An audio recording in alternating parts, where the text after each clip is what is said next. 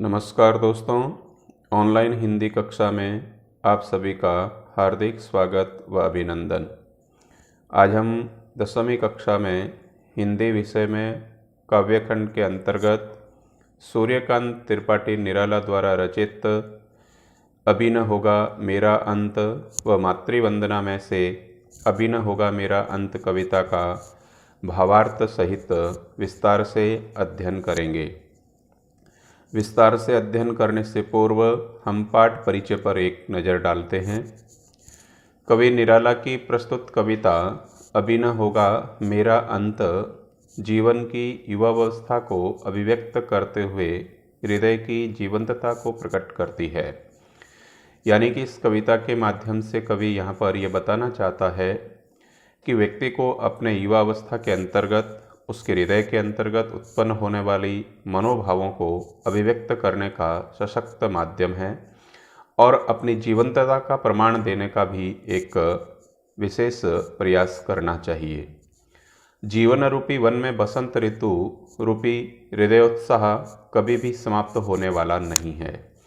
कवि कहना चाहता है कि यह जो जीवन हमें मिला है, ये जो जीवन रूपी जो वन है, उसमें जो बसंत ऋतु का जब आगमन होता है और उसी बसंत ऋतु से हृदय उत्साह यानी कि हृदय जो है उत्साह से भर जाता है और वह उत्साह कभी भी कम होने वाला नहीं है, समाप्त होने वाला नहीं है।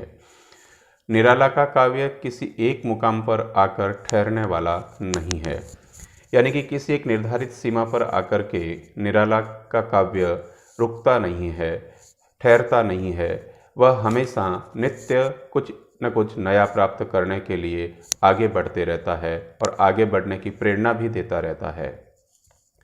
वे इस कविता के माध्यम से निरंतर उत्साह बनाए रखना चाहते हैं। यानी अभी न होगा मेरा अंत कविता के माध्यम से कवि यह कहना चाहता है कि व्यक्ति को अपने जीवन के अंतर्गत निरंतर उत्साही बने हुए रहना चाहिए, आशावादी बने हुए रहना चाहिए और उमंग के साथ अपने जीवन को जीते रहना चाहिए, आगे बढ़ते रहना चाहिए। तभी तो वे कहते हैं अभी न होगा मेरा अंत, अभी अभी ही तो आया है मेरे जीवन में मृदुल बसंत। यानी कि मेरा जीवन जो है अभी प्रारंभ हुआ है, जीवन रूपी यात्रा जो है अभी प्रारंभ हुई है। उसके अंत के बारे में सोचना अभी व्यर्थ है, बेकार है, क्योंकि मेरे जीवन में अभी अभी बसंत ऋतु का आगमन हुआ है। एक नया जीवन जो है मुझे अभी मिला है। जीवन का यह पड़ाव हाथ पर हाथ रखकर बैठने के लिए न होकर जीवन के कर्म सौंदर्य को निष्ठापूर्वक बढ़ाते रहने के लिए है। यानी कि यह जो जीवन मुझे मिला है, यह जीवन हाथ पर हाथ धर कर के बैठने का नहीं है, कुछ नया करने का, कुछ आगे बढ़ने के लिए प्रयत्न करने का समय है। और इस समय को ऐसे ही व्यर्थ बैठ करके गंवाने का नहीं है। कर्म करते रहना चाहिए और वह कर्म भी निष्ठापूर्वक कर्म करते हुए अपने जीवन को आगे बढ़ाएं, अपने जीवन में और अधिक सुंदरता प्राप्त करें। जीवन के सौंदर्य को कर्म से सुसज्जित करने के लिए बात करते हुए अपने जीवन को आगे बढ़ाने की प्रेरणा इस कविता के माध्यम से कवि देता है। यहाँ कविता निराला के प्रखर आशावाद एवं जिजीविषा से लबरेज है। यानी कि इस कविता को पढ़ने के बाद हर कोई व्यक्ति के मन के अंतर्गत एक आशा उत्पन्न होती है और जीवन को जीने की लालसा भी जो है मन में उत्पन्न हो जाती है, क्योंकि कवि भी अपने सभी प्रियजनों को खोने के बाद में भी वह आशा नहीं छोड़ता है।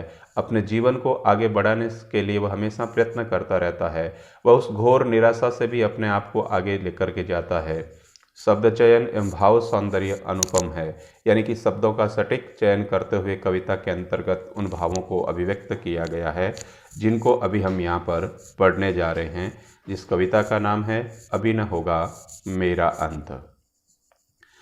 अभी न होगा मेरा अंत कविता के भावार्थ को पढ़ने से पूर्व हम इस पद्यांश में आए शब्दार्थों पर एक दृष्टि डालते हैं।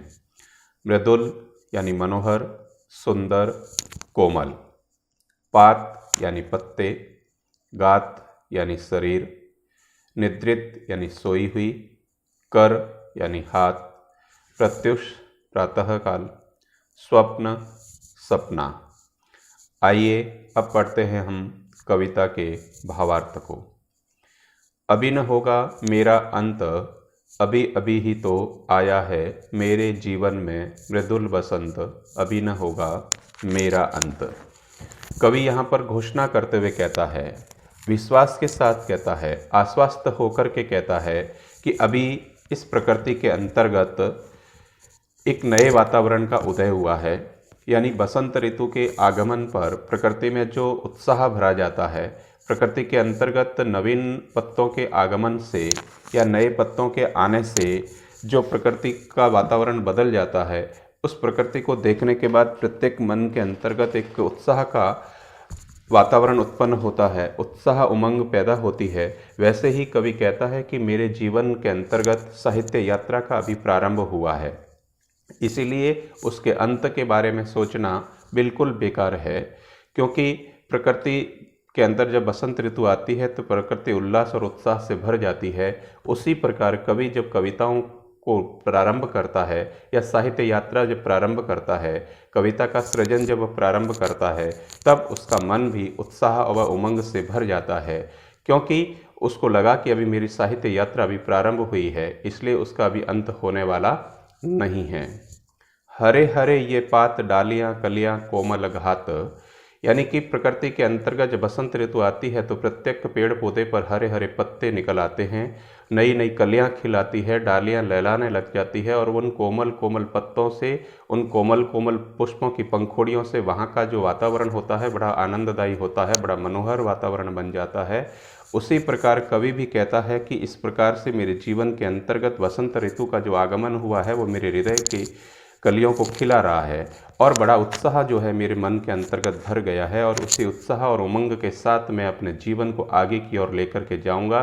और उन कविताओं के माध्यम से आम जन के अंतर्गत जो एक निराशा का भाव उत्पन्न हो गया है, उन निराशा के भावों को कविता रूपी कोमल कोमल कलियों के माध्यम से, उन स्वप्नों के माध्यम से उन व्यक्तियों के जीवन के अंतर्गत उत्साह और उमंग भरने का प्रयत्न कर रहा हूँ और करूँगा। मैं ही अपना स्वप्न मृदुल कर फेरूंगा निद्रित कलियों पर, जगह एक प्रत्युष मनोहर। यानी कि कवि कहता है कि मैं उन कविताओं की रचना करके उन नए नए शब्दों के माध्यम से आम व्यक्ति के जीवन के अंतर्गत जो एक निराशा रूपी विचार उत्पन्न हो गया है, उनके जीवन में आलस आ गया है, और उन आलस को दूर करने के लिए मैं अपने काव्य कल्पनाओं के माध्यम से काव्य रूपी हाथ फेर करके उनके आलस को दूर करने का प्रयत्न करूंगा और उनको जीवन के अंतर्गत आगे बढ़ने की प्रेरणा दूंगा। उनके मन के अंतर्गत एक जोश उत्पन्न कर दूंगा, जिससे कि वह अपने जीवन को बसंत के समान सुंदर बना सकेंगे। जिस प्रकार बसंत प्रत्येक कलियों को खिला देता है, उसी प्रकार मैं अपनी कविताओं से एक नए सवेरे का उदय करने वाला हूँ, उनके जीवन में एक नया सवेरा लाने वाला हूँ, जिससे कि उनके मन के अंतर्गत आशा, उमंग, उत्साह व जोश उत्पन्न हो जाएगा, और उसी जोश और आशा और उमंग के साथ वह अपने जीवन को उत्साहमय बना पाएंगे और अपने जीवन को आगे बढ़ा पाएंगे। इस प्रकार की कल्पना वह करते हुए उन कविता के माध्यम से काव्य रूपी शब्दों से आम व्यक्ति के जीवन के अंतर्गत उस आलस्य को दूर करने का प्रयत्न करने की बात कह रहा है कवि निराला। आइए अब हम देखते हैं प्रसंग व व्याख्या और विशेष के बारे में अध्ययन करते हैं, क्योंकि हमें परीक्षा के अंतर्गत किसी न किसी पद्य की व्याख्या जो होती है वो करनी ही होती है, इसलिए इस व्याख्या को भी साथ में लिखित रूप में प्रस्तुत किया गया है। प्रस्तुत पंक्तियाँ हमारी पाठ्य पुस्तक में संकलित सूर्यकांत त्रिपाठी निराला की रचना अभी न होगा मेरा अंत से ली गई है। कवि कहता है कि प्रकृति में बसंत ऋतु का आगमन होने से अभी प्राकृतिक सुंदरता नष्ट नहीं होगी। इसी प्रकार कवि पूर्ण रूप से आश्वस्त है कि उसकी काव्य यात्रा अभी प्रारंभ हुई है, जिसका अंत अभी बहुत दूर है। अभी न होगा मेरा अंत कविता की व्याख्या दो तरह से हमने आपके समक्ष रखी है, एक तो प्रकृति से जोड़कर, दूसरा मनुष्य जीवन से जोड़कर।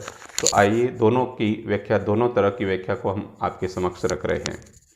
प्रस्तुत पंक्तियों में कवि एक आशावादी व्यक्ति है, उसके जीवन में अभी बसंत आया है, यानी कि कवि जो है बहुत ही आशा से भरा हुआ है और वह कहता है कि मेरे जीवन में अभी बसंत ऋतु आया ही है। यह समय उसके जीवन में आनंददायक है, यानी कि जो बसंत ऋतु आई है वह बसंत ऋतु उसके जीवन को आनंद देने वाली है, उसका अंत अभी नहीं होने वाला है। बसंत के आगमन से पेड़ों में पत्तियों, नई डालियाँ, कलियाँ आदि आ जाती है, अर्थात पेड़ का स्वरूप ही नवीन हो जाता है, यानी कि संपूर्ण वातावरण में एक नयापन दिखाई देने लग जाता है। उसी प्रकार कवि के जीवन में बसंत के आने से कवि का जीवन ही नवीन होना है। कवि बसंत रूपी जीवन में अपने स्वनिल हाथों से निद्रा से भरी कलियों पर हाथ फेरकर एक नई सुबह का आह्वान करना चाहता है, यानी कि सोए हुए लोगों को जगा करके उनके जीवन में एक नया सवेरा लाने का आह्वान करता है। दूसरी तरफ हम जब कवि के जीवन से संबंधित जोड़ करके जब बात करते हैं, तब कवि कहता है कि उसकी साहित्य यात्रा रुकने वाली नहीं है, यानी कि अभी न होगा मेरा अंत का तात्पर्य है कि कवि ने अपनी साहित्य यात्रा अभी प्रारंभ की है, जो अभी रुकने वाली नहीं है। क्यों नहीं रुकने वाली है? क्योंकि अभी अभी तो उस साहित्य यात्रा का प्रारंभ हुआ है, उसके जीवन का उदय हुआ है। जैसे बसंत के आगमन से प्रकृति में उल्लास और उत्साह का वातावरण दिखाई देता है, उसी प्रकार उसके जीवन का यह युवा काल उत्साह से भरा हुआ है। यानी कि साहित्य यात्रा प्रारंभ करने के बाद उसके मन के अंतर्गत, उसके युवा जीवन के अंतर्गत बहुत उत्साह है, इसीलिए वह अंत की बात सोचता ही नहीं है। इसीलिए अंत के बारे में वह कहता है सोचना बेकार है। कवि के मन में और जीवन में हरियाली छाई हुई है, चारों तरफ उसको हरा ही हरा नजर आ रहा है। वे हरे हरे कोमल शरीर वाले वृक्षों और पौधों को देखकर प्रसन्न हो रहा है। वह अपने सपने जैसी कोमल कल्पनाओं द्वारा रचित काव्य रूपी हाथ फेरकर आलस में सोए हुए जीवनों को जगाएगा, यानी कि अपनी कविता की कोमल कल्पनाओं के माध्यम से काव्य रूपी हाथ को प्रत्येक आलसी व्यक्ति के ऊपर फेरते हुए, यानी कि उसको जगाते हुए उसके जीवन में एक नया जोश पैदा करने की बात कह रहा है।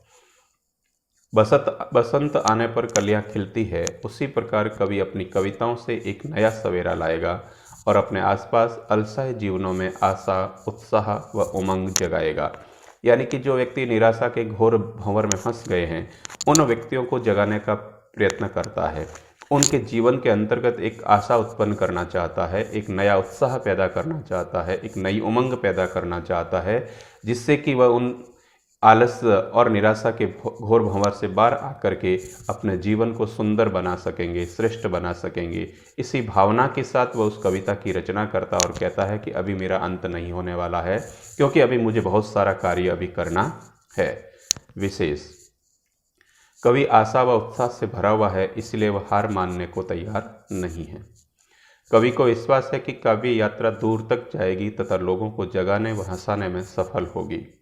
डालियाँ, कलियाँ कोमल गात में अनुप्रास अलंकार, स्वप्न मृदुल कर में उपमा अलंकार तथा निद्रित कलियों में मानवीकरण अलंकार है। भाषा भावों के अनुरूप है। काव्यांश सकारात्मक सोच व आशावादी बने रहने का संदेश देता है। अगले वीडियो के अंतर्गत हम शेष भाग का अध्ययन करेंगे। तब तक जय हिंद, जय भारत।